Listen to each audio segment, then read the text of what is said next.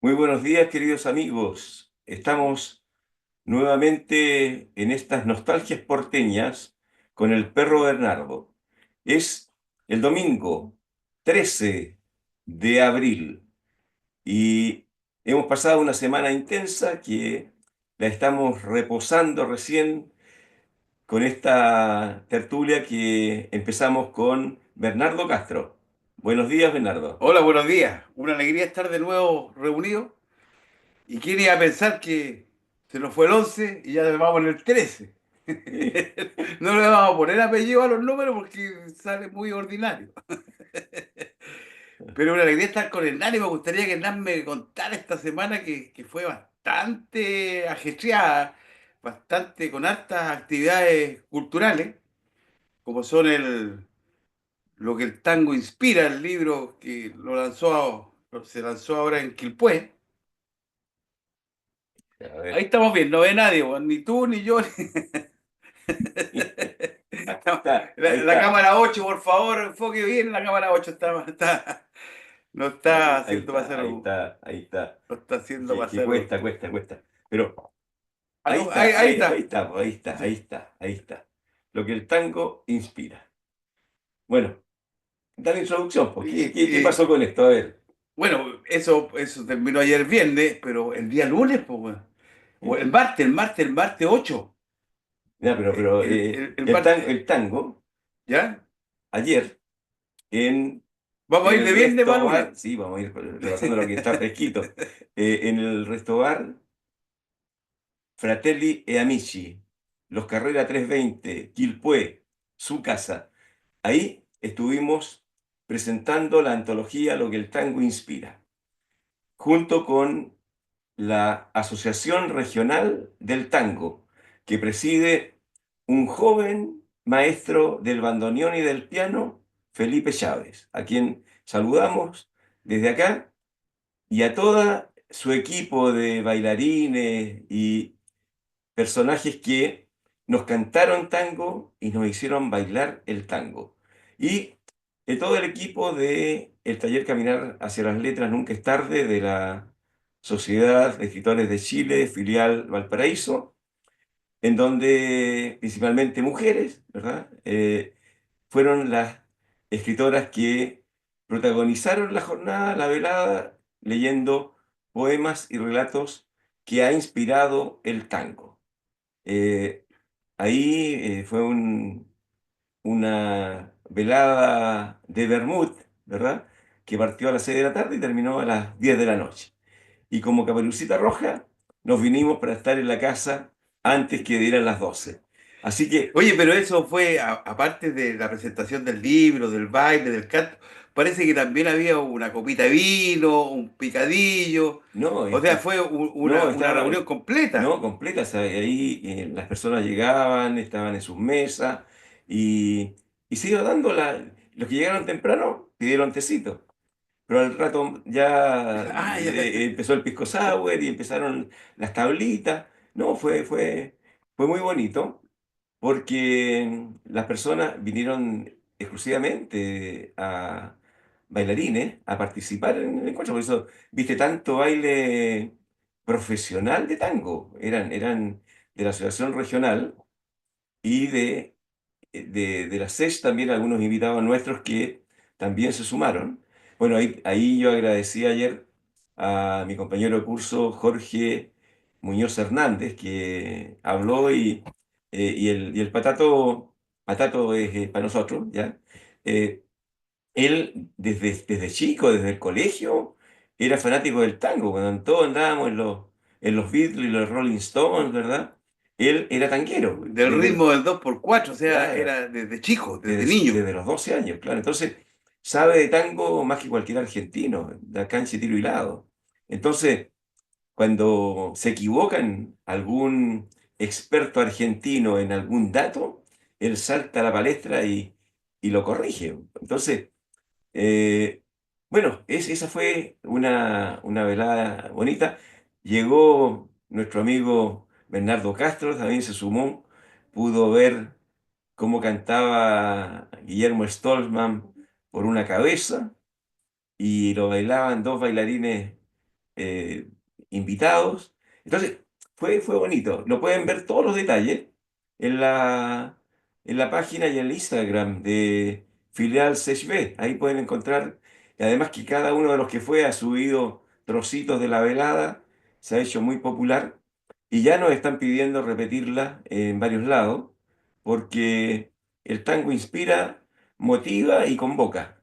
Así que eso fue la primera parte, po. Partimos con lo que había pasado ayer, pues lo teníamos fresquito. Después el día jueves, Santiago, Santiago. Santiago, eso fue, me recuerdo, yo lo fui a dejar temprano y hubo un pequeño taco y se demoró la salida de Valparaíso a Claro, y estaba Santiago. un poco nervioso porque llegar puntuales a la feria para organizar todo era un compromiso y no podíamos fallar. Claro, ese día yo no sabía que había taco, pero me extrañó y por eso te mandé el WhatsApp Sí, sí, que tú me dejaste 10 para las 8, yo tomé el bus de las 8, salió puntualmente, pero eran casi 25 para las 9 y todavía no llegábamos al INACAP, o sea, a la municipalidad, para salir hacia Santo Osa. claro. Claro, y tú después me contaste que había habido Un auto volcado, un colectivo de Casablanca, se volcó ahí a la altura de Avenida Argentina con Santos. no, eso explicó, pero Ahora, después mira, de que quede claro, ¿ah? mm, Yo era malo para estudiar, muy malo, pero siempre fui puntual y siempre me tomaba los minutos previos a lo que correspondía. Por ejemplo, si tú me invitas a un asado y me dices yo quiero que esté a las 7, yo voy a llegar 20 para las 7. ya. Voy a esperar y 10 para las 7 voy a estar tocando el timbre porque tengo mucho respeto por el que me espera. Porque ponte en el Y, caso que tú querís partir con una empanadita y un pisco sour. Tenés calientita la empanadita a las 7 todo, y no ha llegado nadie, o empiezan a llegar de gotera. Entonces claro, siempre, o en este caso, un desperfecto de un vehículo, un accidente. Entonces siempre tomarse las las precauciones. precauciones para no No, andar y apurado. eso, mira, eso es un gran defecto de los sudamericanos, el no tener respeto a veces con los horarios. Yo que he estado en centenares, si no miles de seminarios en toda mi vida, no han pasado circunstancias terribles donde un evento se demoraba en Mendoza, con inauguración que estaba citada para las 10 de la mañana, y eran las 11:30 y todavía no partía, porque el gobernador se había demorado. Y yo le decía, partamos sin él. Pero era como el peso del político, el intendente de acá, que se demoraba. Y eso es una falta de respeto con cada uno de los que llegó temprano. Entonces, pero hay una anécdota de esto. Una vez un chileno consigue una entrevista para promover su producto en Alemania y lo recibe la Cámara de Industria y le dice, mañana a las 10 lo respiramos, qué sé yo. Y él llega 10:15, ¿ya? Y llega y ya estaba todo clausurado. Le dice, uy, disculpe, que la excusa de latino es que yo tuve que... Y el alemán le dice, no hay ningún problema, reagendemos para esta misma fecha el año próximo. Seguramente iba a llegar a la hora, vos. ¿Ah? Seguramente aprendió de Claro, puntualidad. igual que hay otro que me ha tocado estar presente. Cuando la novia se atrasa, pues. La novia hace un año que pidió hora en la iglesia. Tiene un horario de llegar, horario de la misa. Hay otros Otro, eventos más, claro, otras ceremonias más. Y llega tarde media hora. claro, Y en una oportunidad, el cura empezó a apagar la iglesia, a apagar todas las luces. Entonces digo, padre, ya viene la novia, porque no era el padrino, pero se casaba mi mejor amigo. Entonces dice, pues sí, pero no ha llegado. Y yo no voy a estar gastando luz porque a la novia le falta una pestaña. Tiene razón, padre, yo la ayudo a pagar. Y el cura se rió, pensó que yo le iba a seguir discutiendo. Y me dijo, ya dejé la del medio prendida nomás. Me dijo, no. Pero tenía claro, razón. tenía O razón, sea, claro, claro. nos damos unos tiempos así como. Y no, pues si el ejemplo, tiempo de todo, el tiempo es es el oro, tiempo que está claro, esperando el cóctel en el salón, es el claro. tiempo que se produce ¿No? todo. Y en una audiencia la gente va con todo el interés de escuchar a un conferencista. Imagínate si el conferencista llega tarde. O sea, ahí no hay telonero, po. No, Ahí es el profesor, el máster que viene. Entonces, ¿cómo vas a convencer con esa situación, po? Se apagan los celulares, se mutean A- los celulares. atento, atento, atento, control. Bueno, llegamos ese día, volvamos al jueves 10. Llegamos ese día y tuvimos una linda presentación. Fíjate que la Anita Jiménez de Limache, ella fue orientadora y profesora, ya está retirada, lógicamente, pero escribió un cuento muy bonito que se llama El libro de papel. Y no es un cuento, sino que lo hizo como una obra dramatizada, donde se da en una biblioteca de un pueblo campesino, donde llegan los funcionarios de la capital a retirar los libros de papel y a reemplazarlos por libros digitales. Ya, pues perro, córtala, po. No, esta cuestión. No, no ocupo más el teléfono. Ya, pues Lo voy a cortar, lo vamos a cortar. mutealo, pues, ya, Atento, ya. atento. No, ya, ya. Es que no sé cortarlo, po, weón. Pasa para Ah, ya acá. lo corté. Ya. Ponele mute, No, ponele. no, sí, está apagado. Ya, ya, la apagaste, ya. Ahora si querés le ponemos mute, pero no va a servir de Ya, nada. ya.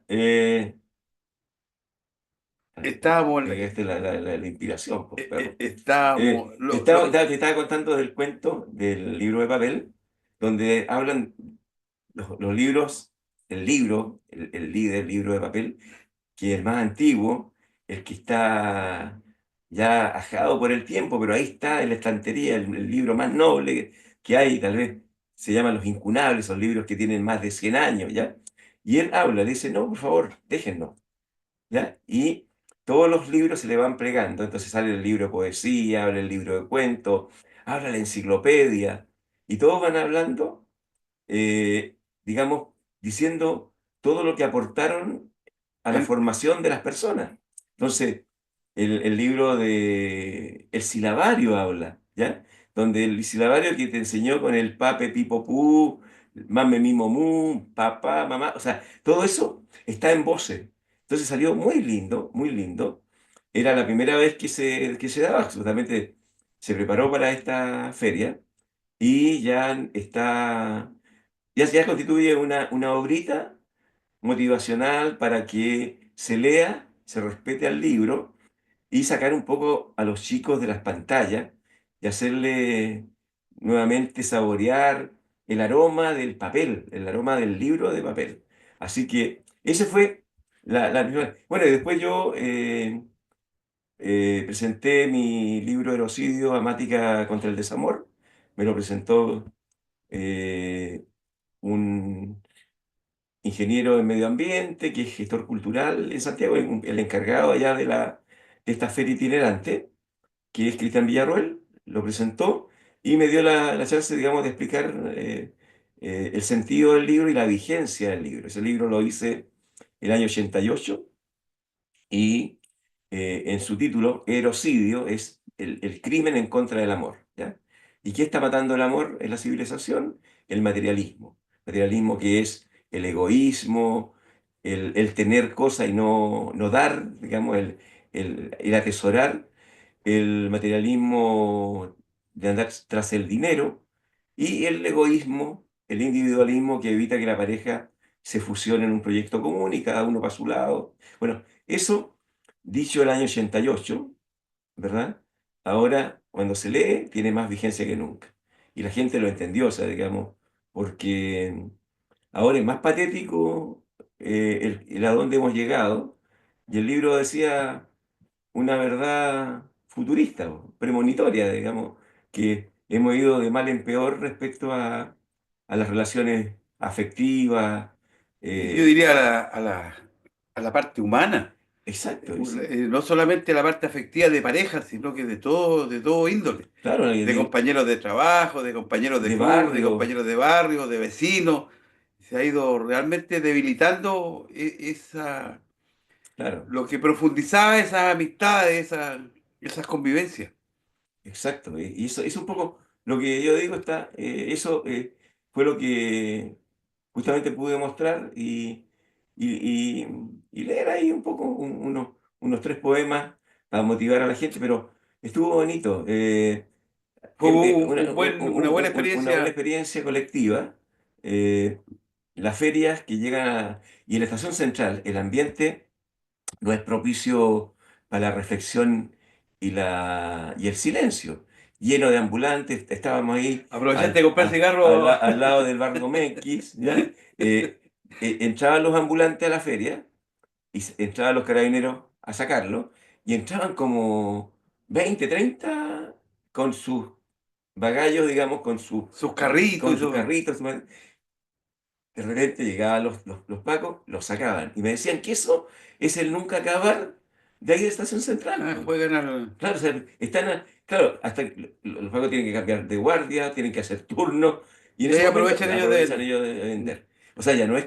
Oye, Antiguamente el ambulante era el mantelito, ¿de acuerdo? El mantelito con un tirón que salían corriendo con el mantel al hombro. sí. Ahora no, pues ahora son tiendas portátiles, po.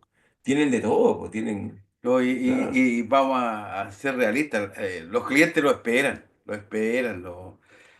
esperan que llegue el carrito que les va a vender lo que ellos quieren comprar. Claro, no, Si sí, porque si no hubieran compradores no habría carrito. Pero, exacto. Y es que ahí está, po, el que compra está dando el paulo para que el tipo vaya y se coloque con lo que necesita, ¿no? oye, a todo ¿Sí? esto, un cortito lo mismo, porque Sí. estuve en la biblioteca Severina una semana atrás. Me habían dado la misión de buscar el nombre de la bisabuela de mi hijo. Pero no, yo iba con el nombre, disculpa. Iba con el nombre y la fecha que ella viajó. Y tenía que buscar en los diarios de la época, de 1880 y algo, 86 si no me equivoco. Yo pensé que el Mercurio era el diario que la llevaba en esos años y no, pues era el diario La Unión. Lo mismo, claro. Y La Unión tenía.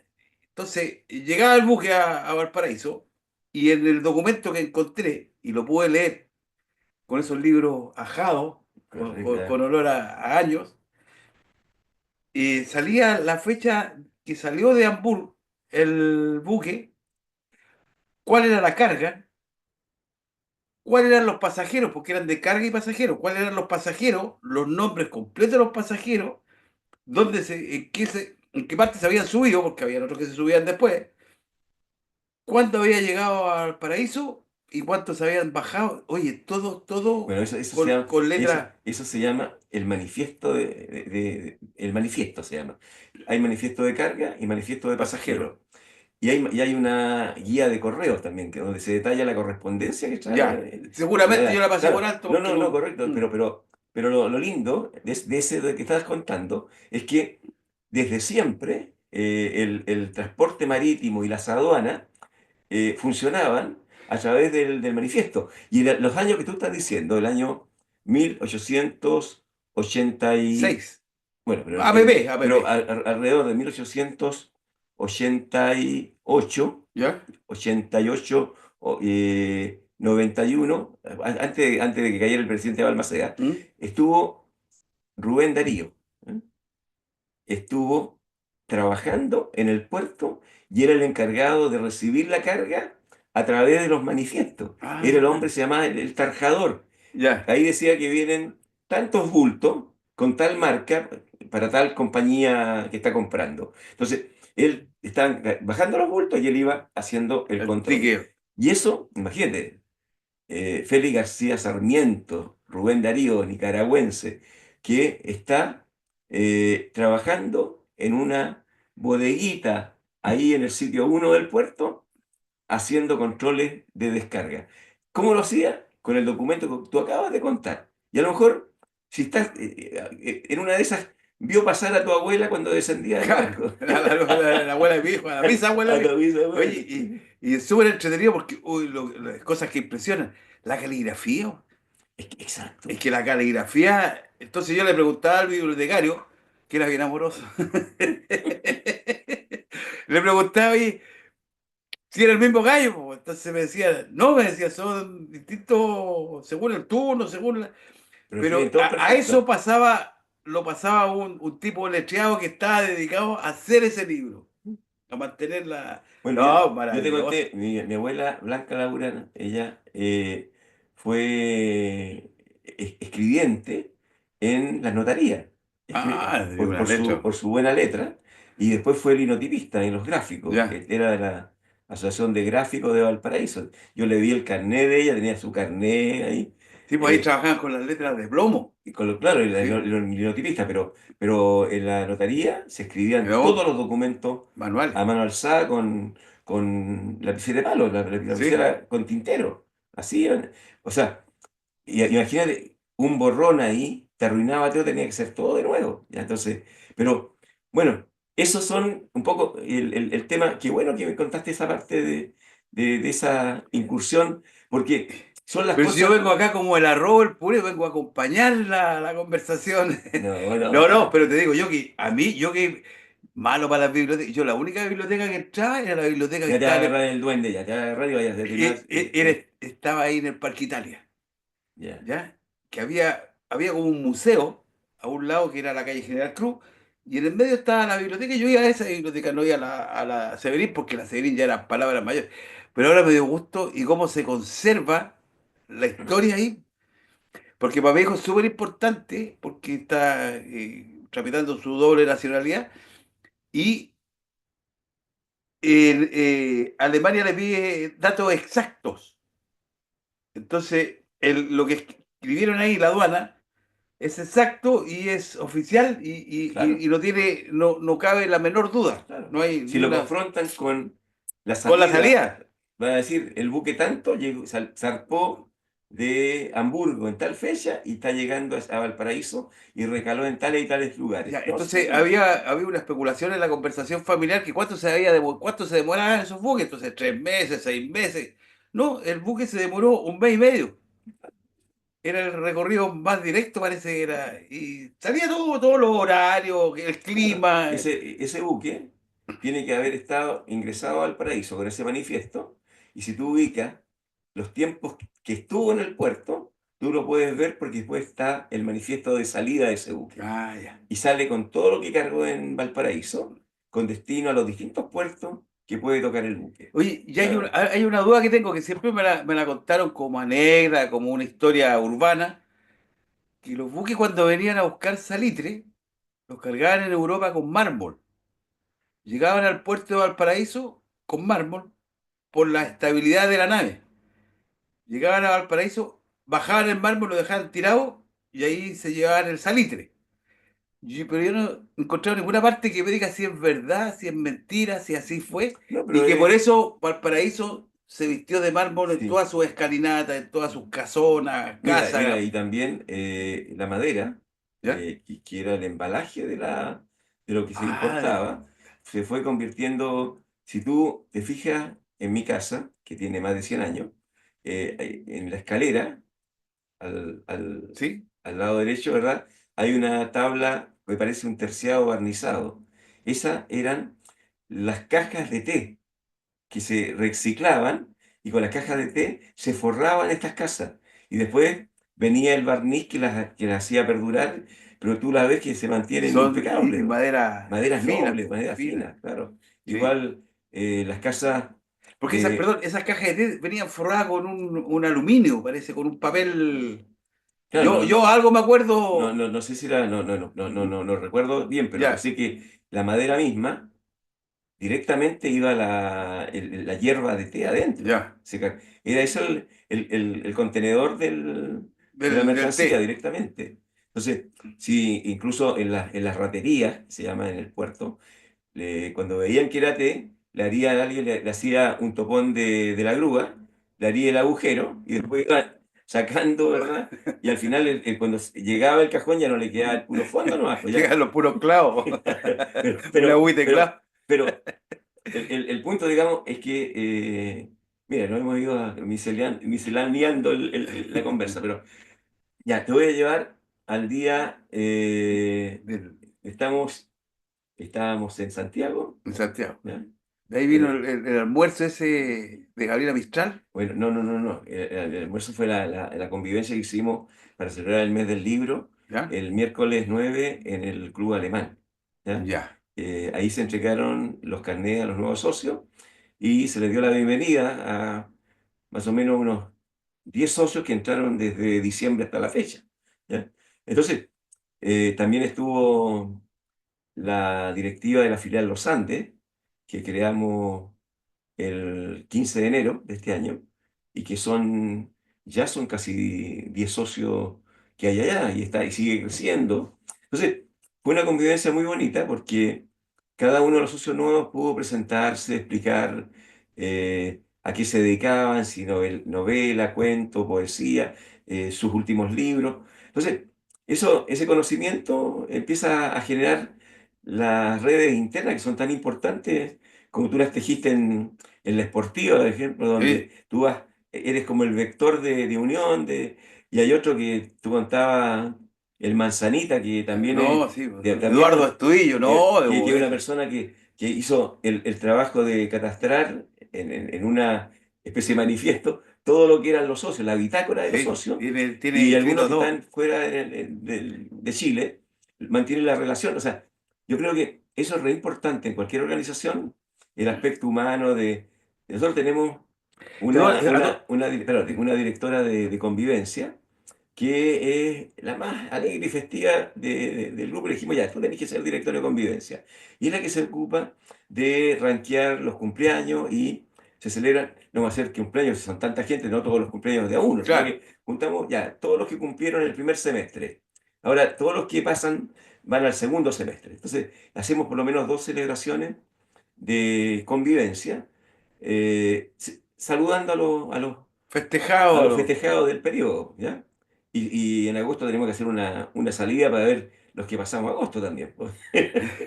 Oye, este Eduardo Estudillo, Manzanita, es una persona que es digna de destacar en el grupo humano, en el cual fue congratulado por la Asociación de Básquetbol de Chile, por la Federación de Chile, en el cual incluso Pedro Carcuro le entregó su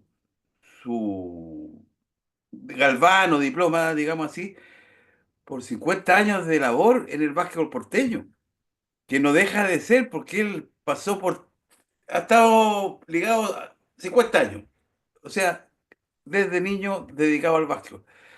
Y le quiero mandar un abrazo y la verdad que hay veces que uno no es profeta en su tierra, que Valparaíso a lo mejor no, pero no importa, él lo queremos todo, es deportiva y lleva un gran valor para la sociedad esportiva italiana, porque él nos une a todos. Con Bueno, esa llamada inesperada que te dicen, adivina quién murió. Bueno, de partida te llama para dar una adivinanza, que uno bueno, pero te informa, te informa. oye, Bernardo, en Francia está enfermo tal persona. Podría ser que tú le pegaras una llamadita por WhatsApp para darle aliento. Entonces, un gallo no, no, extraordinario, extraordinario. son Y personas, cerramos el tema porque estamos no, no, en el pero mes de Gabriela Mistral. bueno, pero ahí vamos de nuevo a tocar a la esportiva, ¿eh? Porque estuvimos el día 8, fue una actividad muy, muy importante, y yo sé que va a ser histórica, porque con el periodista Guillermo Ormazábal preparamos un homenaje a Gabriela Mistral para destacar su pensamiento social y político, para que no solamente se la recuerde por sus danzas infantiles, por sus poemas, sonetos de la muerte, sino que por todo lo que ella hizo como una líder adelantada para su tiempo en materia social. Entonces, ahí contamos, y hay un, una presentación que está circulando. El que la quiera lo puede descargar directamente, que dejamos para circular, donde mostramos a una Gabriela Mistral que es una niña humilde, nacida, según Pablo Bragalo, nació en Monte Grande, y por eso se la sepultó allí, pero ella, como no había su registro civil en Monte Grande, la fueron a inscribir a Vicuña. Y quedó en la historia como que está su Nacida. nacimiento en Vicuña, pero en realidad, según las averiguaciones que hizo Pablo Peracalo, nació en Monte Grande. El punto, digamos, es que es una niña que se cría en el Valle del Elqui y que, por ser distinta en términos de ser una niña introvertida que sufrió a los 3 años el abandono de su padre, ¿ya? Su padre, que era profesor rural, se va y su mamá tiene que criarla a ella después y a su hermana, que se lleva varios años después tuvo a su hermana menor. Y Gabriela se cría en esa carencia de padre y eh, se va encerrando mucho en las religiones. Es totalmente religiosa, ¿ya? Algunos piensan que quizás su primera vocación pudo haber sido ser monja ella, ¿ya? Pero empieza a reconocerse ella en la naturaleza como hija de la tierra y va tomando, digamos, un gran amor por el campesinado y por el indígena. Y ella se reconoce india y se reconoce una parte de la tierra, de la madre tierra. Entonces, cuando, para lograr su título de profesora normalista, ella a los 14 años ya escribía en un diario, en el Elqui.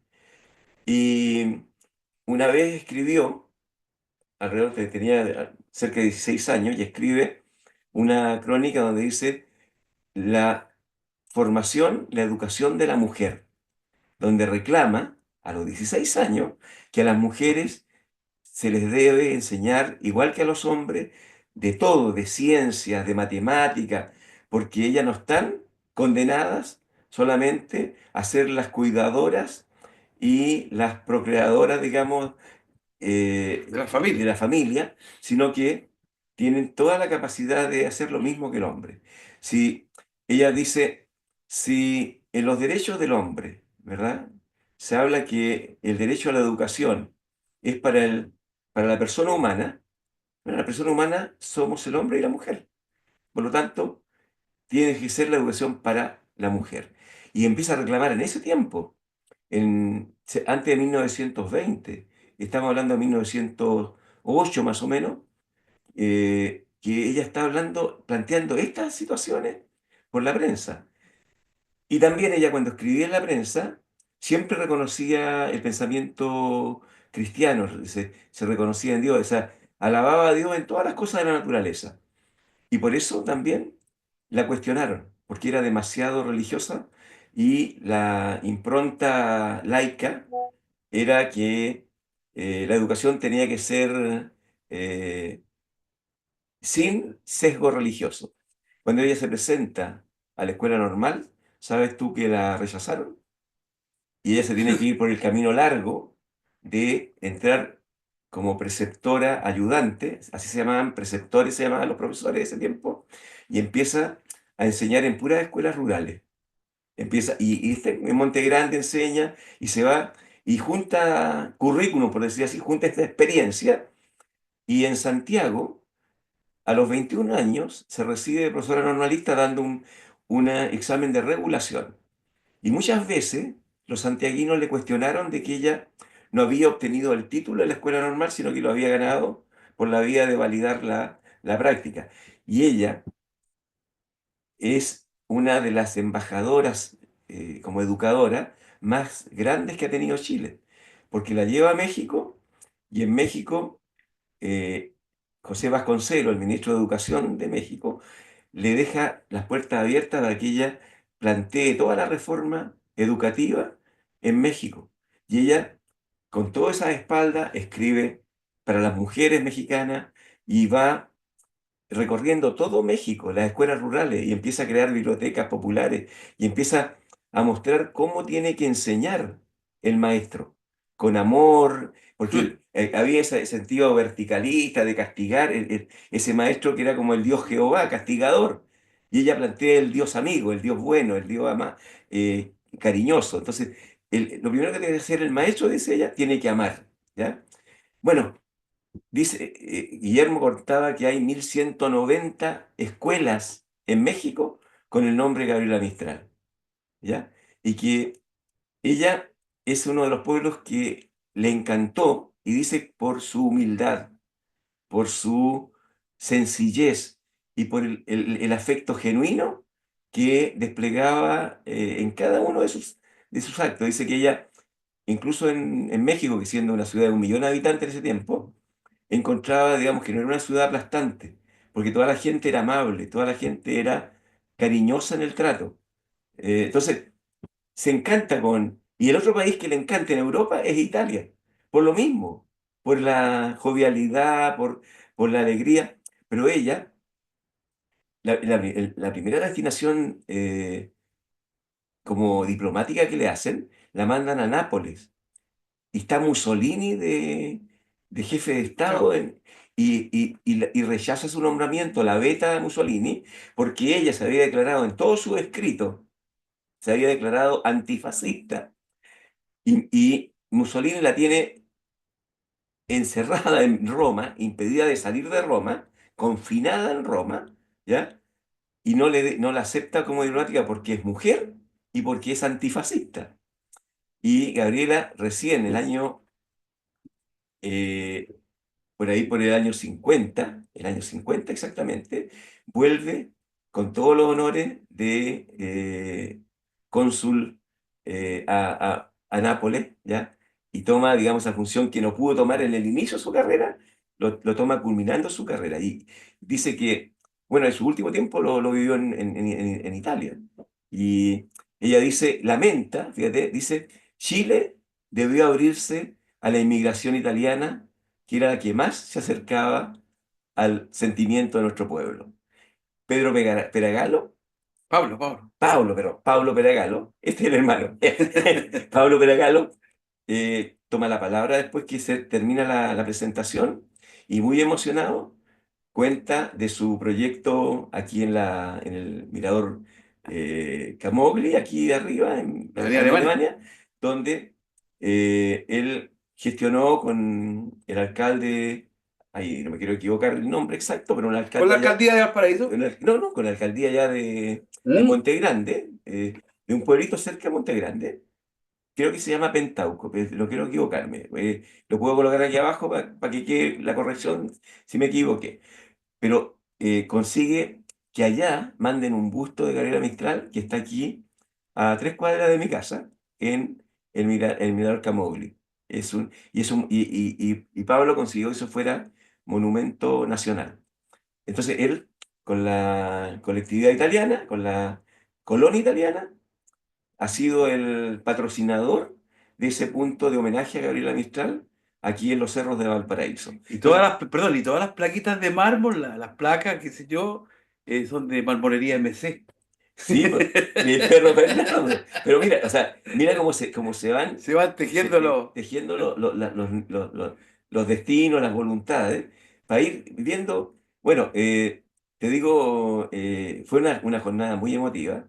Eh, la vamos a subir en video, tenemos todo grabado, vamos a hacer un especial, digamos, que quede para ser visto en las escuelas, en las comunidades.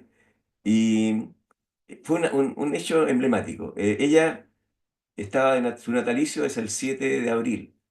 Ese día, la Ceci en Santiago le hizo un homenaje en Simpson 7. Y nosotros al día siguiente, en la mañana, estábamos haciendo este homenaje en el Palacio Vergara. Se llenó. Vinieron de 3 liceos. Era 3/4 partes de la concurrencia eran estudiantes, lo cual nos llenó de alegría. Y el resto eran todos los escritores, todas las personas de la cultura, juntas vecinales, bibliotecarios, profesores. Eh, Estuvo Dabañino, ¿ya? Y Dabañino va a hacer un programa en ADN Radio hoy día, domingo, y el próximo domingo referido al homenaje a Gabriela Mistral. Se llevó material, se llevó la transparencia, o sea, y así se va multiplicando. ¿Por qué?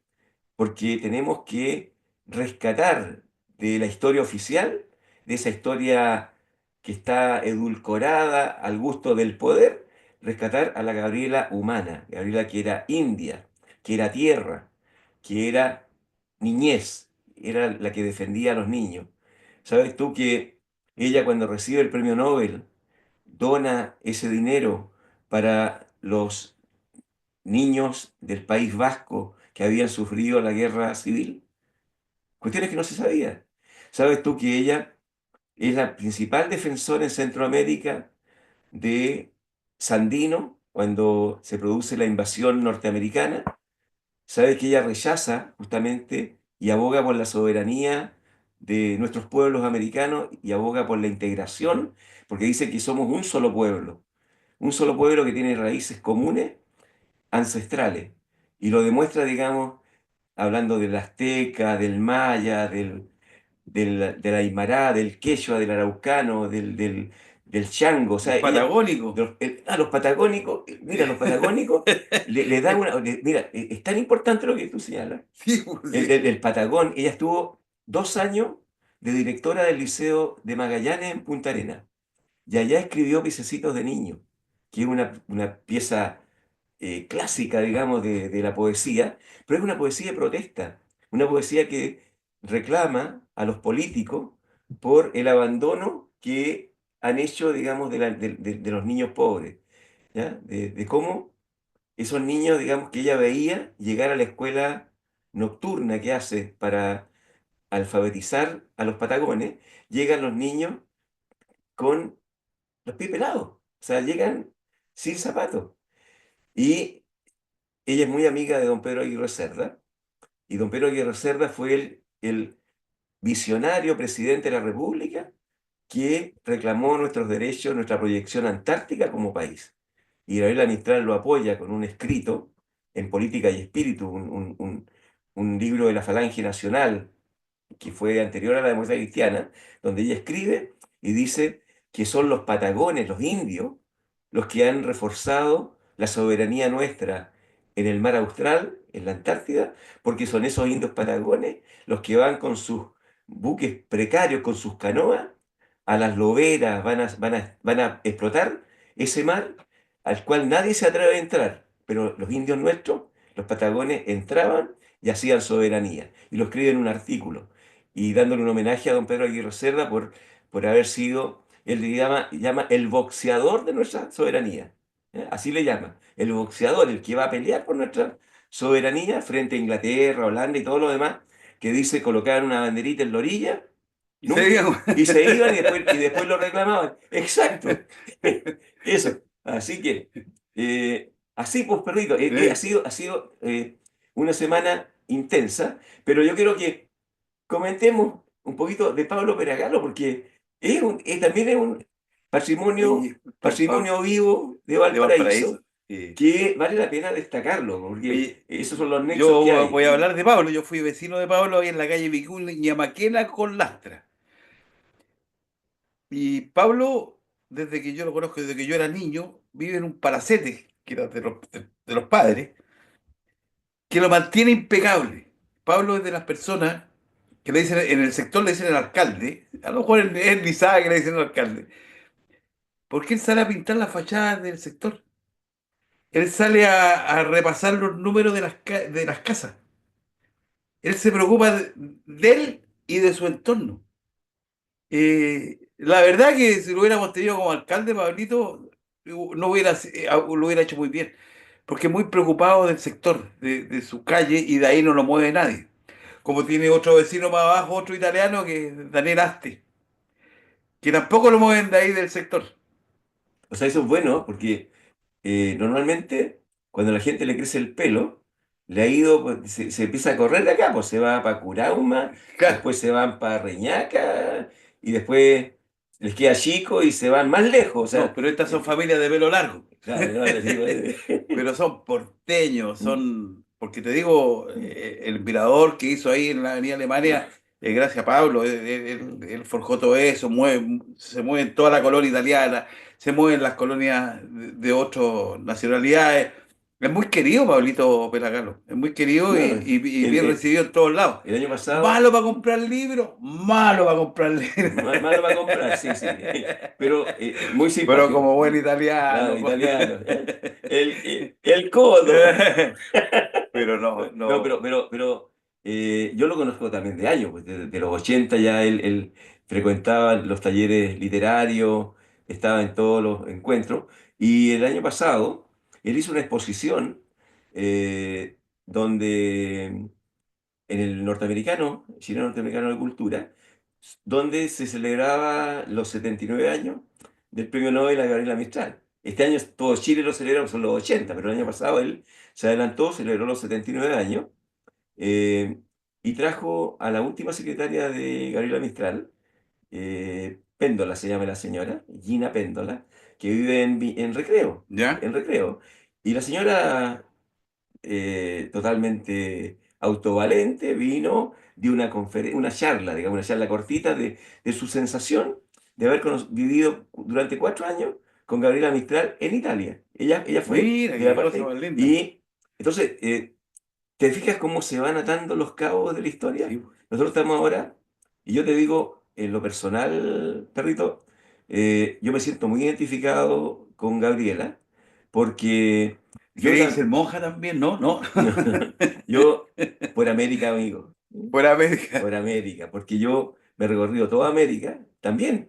Ella lo hizo en misiones consulares, yo lo hice en consultoría, también como funcionario internacional, y eso me permitió conocer trabajando, que es distinto al turista que le muestra lo que quiere, lo No, que, las cosas de es afuera. como me dijo que estuvo en Quito ¿Mm?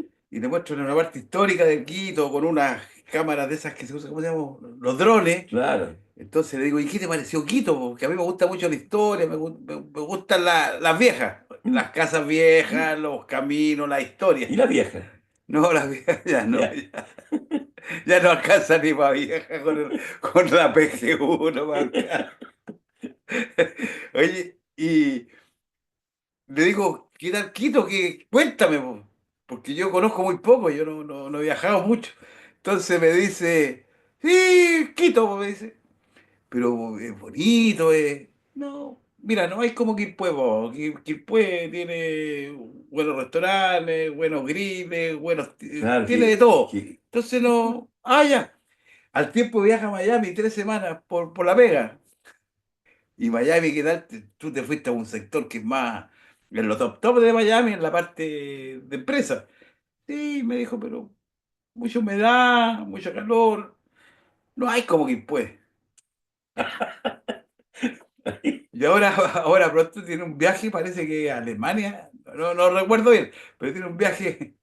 pero Entonces, no es como ni Quilpué. siquiera, ni siquiera le voy a preguntar, pues, ¿para qué voy a hacer problemas? Claro, pero el tema, digamos, es que conocer América trabajando, por Sí, ejemplo, me llevaste a Ecuador. Hoy día, domingo, son las elecciones en Ecuador. Ecuador, sí, Está sí. peludo, digamos, porque Noboa declaró estado de excepción en el periodo de elecciones, lo cual le permite limitar las Las libertades votaciones, de reunión. No, es que es peligroso, que rodea todo el colegio electoral, está rodeado de militares. ya. Y lo más grave es que le retiró la guardia de custodia que el ejército le estaba dando a la candidata de oposición. Entonces, el punto, digamos, está peludo hoy día Ecuador, pero yo Ecuador lo conozco por dentro totalmente, trabajé por años. Mira, tú sabes lo que es ProChile acá, ¿no es cierto? Sí. Allá se llama Corpey, Corporación de Promoción de Exportaciones e Inversiones, Corpey. Corpey es fruto de un proyecto del BID, en donde participamos Mauricio Guerrero, el Hernán Narbona y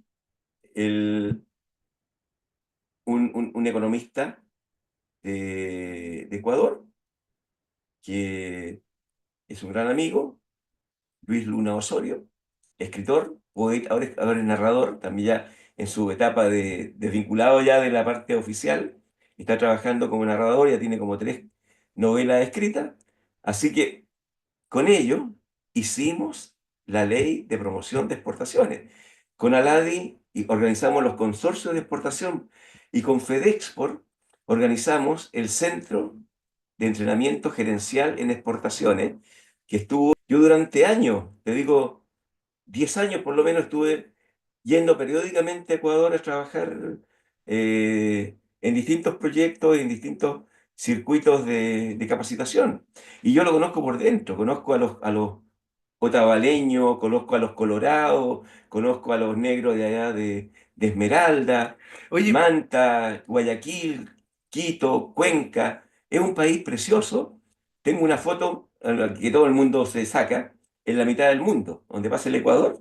Ah, Uno ya. pone un pie en el norte y otro pie en el sur y está justo. Entonces, yo tengo un cariño grande por los ecuatorianos y nosotros además, después de eso, en los 90 comenzamos a traer delegaciones de estudiantes, Ahí donde tú, aparecí yo. ahí apareciste tú, po. Ahí apareciste tú, En los 90. en los 90 Ah, apareciste no. y participaste en esa, cuando venían los estudiantes, Los seminarios, claro, hacíamos seminarios para mostrar Chile, lo llevábamos a las plantas de fruta de Aconcagua, lo llevábamos a la mina del Teniente, lo llevábamos a San Antonio, a Valparaíso, le hacíamos recorrer empresas que había en ese tiempo, la ruta del vino, qué sé yo, Conchitoro, aquí en Casablanca.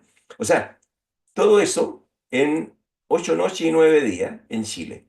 Delegación de 32, 35 personas, bus completo. Y lo manejamos con universidades. Llegamos hasta la Universidad de La Serena con el último seminario. Entonces, nosotros éramos la consultora era la que organizaba y la universidad colocaba, digamos, el aula para poder hacer algunos encuentros, donde también se sumaban estudiantes de las universidades. Y así se fraternidad. Así que eso fue una época linda y bueno, son amistades que no se borran más, pues, o sea, son amistades, imagínate, yo tuve la suerte en la última parte de organizar la aduana de Ecuador, la Corporación Aduanera de Ecuador. Y la CAE me significó que yo recorriera todas las aduanas, formara a los funcionarios, escribiera sus reglamentos. O sea, te digo, viviste, te empapaste de cada claro, una de de las cada uno, culturas claro, centroamericanas. por dentro. Yo estuve Mm. en Honduras, tuve grandes amigos, estuve en Salvador varias veces, en Panamá. Cada vez que iba a Centroamérica pasaba por Panamá, República Dominicana. O sea, y volviendo al punto, yo me sentí cuando fui conociendo el pensamiento profundo que se desconoce de Gabriela Mistral, digo, aquí está mi mentora espiritual, weón, porque realmente calza perfectamente con la cosmovisión que yo he mantenido, digamos, en términos de trabajo, colaboración, cooperativas, consorcios y cuestiones concretas que se han hecho que han prendido, po. Las 90 tejedoras de la paz que lograron exportar a Alemania, ¿no? Maravilloso. Con un diseño de moda de Alemania, que mandaban el modelo por un fax, ese fax se hacía eran 4.000 prendas, y ahí se agotaba esa plantilla. Y el siguiente pedido era con otra plantilla. Entonces, nunca te alcanzaban a copiar porque ya estabais saliendo con el siguiente embarque con un diseño distinto. Y era una agrupación de 90 cholitas, ¿verdad? Señoras que tejían en sus casas, pero el consorcio le puso la dirección de diseño de que no hicieran siempre lo mismo y que innovaran. Mira, tengo harta historia, otro día conversamos más de eso, pero Sí, sí, porque súper el interesante. tema, digamos, Gabriela Mistral, realmente hay que seguir difundiendo su pensamiento. Conociéndola, porque hay una Claro, parte humana que uno no conoce. no, esa parte, no, Lo que te la parte. hablaba tiempo atrás, que a uno en el colegio le pasaban a la Gabriela Mistral, le pasaban al Pablo Neruda y listo. Es que lo edulcoran, pues, es que tampoco les conviene, a la historia oficial, perro, no le Mm. conviene que se sepa el pensamiento humanista profundo, ¿ya? El pensamiento cristiano de pueblo que tenía Gabriela. El feminismo, mira, hoy día está el feminismo, están los sismos, hay hartos sismos, Sí. ¿ya? Pero Gabriela Mistral pensaba en esto antes que triunfara la revolución bolchevique, ¿ya? Antes. O sea, Y parece que y la mirada era era lo mismo, pero más tenue, más no tenue, era drástica, sí, pero estaba afincada en el sentimiento, en el sentimiento de religiosidad, de claro, espiritualidad, estaba muy de bien espiritualidad, enfocada. de Muy bien espiritualidad, enfocada. eso. Entonces, Porque ahora yo el feminismo de ahora yo todavía no lo no, entiendo. pues que Me avisáis cuando es que esa parte, es que cuando se fue que como se fue haciendo panfleto, se va haciendo, se toma, se deforma y se convierte no en los derechos de la mujer, porque también Gabriela Mistral pedía los derechos integrales, mismo salario, mismos derechos que el Sí, hombre, todo, total. Pero ella fue muy discreta, y cierro con esto, fue muy discreta en cuanto a su sexualidad. Ella tuvo una... claro, es que no era, no, no No, era, ella fue discreta, pero mantuvo relaciones pasionales fuertes con su pareja mujer, ¿ya? O sea, pero no lo anduvo ventilando porque era discreta, ¿ya? O sea, mantenía, y ni por eh, el que dirán, ni mucho menos, pues ella se plantó frente a la aristocracia de escritores de Santiago con mucha dureza. Dijo que eran cerebrales, no eran espirituales, ¿ya? Que eran personas que ese comidillo, esa chimuchina, el chaqueteo chilensis, perrito, al que le está yendo bien, el que está triunfando. Mira tú, por la Isabel Allende, también cómo la han torpedeado, la han ninguneado.